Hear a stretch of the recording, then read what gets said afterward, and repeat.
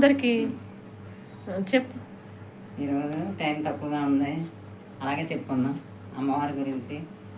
ఈరోజు మొదలు అంటే అమ్మవారు బాలా త్రిపుర సుందరి బాలికగా ఉంటారు. ఈ రాక్షసుని సంహారానికి నేడే మొదలన్నమాట. అమ్మవారు బాలా త్రిపుర సుందరి అంటే బాలికగా జన్మించి 8 మంది 9 మంది రాక్షసుని చంపడానికి ఎంతో కృషి చేసి ఆఖరి రోజు మహిషాసురమర్దని వాడిని అమ్మవారి దుర్గా అవతారంలో కానీ సంహరించబడతాడు. అంత కష్టం అన్నమాట. ఒక్కొక్క రోజు మీరు తెలుసుకుంటూ ఉంటారు. ఈరోజు చాలా ఆనందం అన్నమాట. బాలా త్రిపుర సుందరిని అందరూ దర్శించుకుని ఈరోజు పొందవలసిన ఆనందాన్ని పొంది అమ్మ దీవెనలు పొందండి. ఒక్కొక్క రోజు అమ్మవారి గురించి